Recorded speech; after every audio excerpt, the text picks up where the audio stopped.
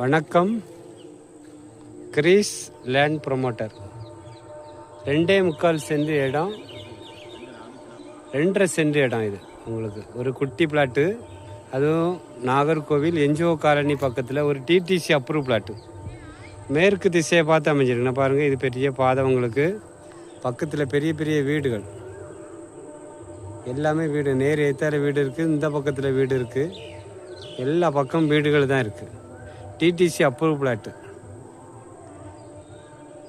2.5 cent, Nagercoil NGO colony பக்கத்தில் மேற்கு திசையை பார்த்து சூப்பரான வீட்டு மனை.